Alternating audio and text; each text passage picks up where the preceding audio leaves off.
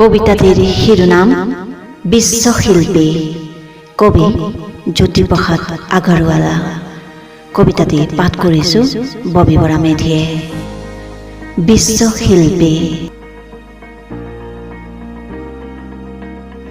শিল্পী মই তিনিও কালৰ, অতীতৰ, বৰ্তমানৰ, অনাগত ভৱিষ্যতৰ।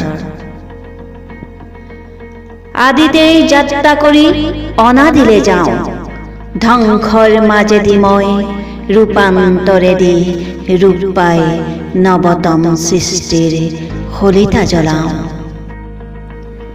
জনতাৰ হৃদয়ত মোৰ সোণোৱাৰী দেশ, মই পিন্ধো বিশ্ববেশ, নতুন দৃষ্টিৰে চাওঁ সৃষ্টি অনিমেষ।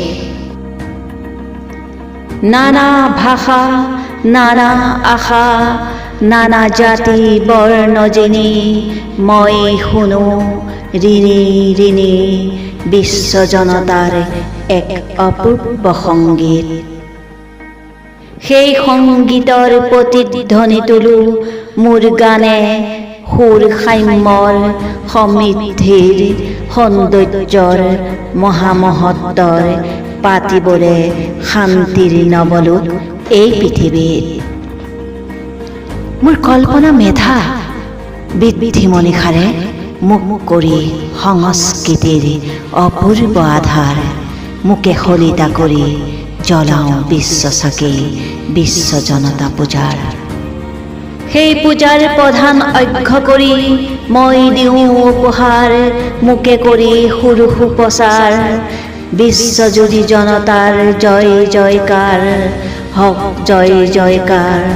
বিশ্বজুৰি জনতাৰ জয় জয়কাৰ হওক, জয় জয়কাৰ। ধন্যবাদ।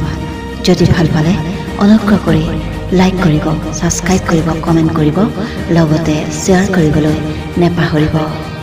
আপোনালোকৰ অকণমান সঁহাৰিয়ে মোক আৰু এখোজ আগুৱাই যোৱাৰ বাবে অনুপ্ৰাণিত কৰিব। আজিলৈ ইমানতে সামৰিছোঁ।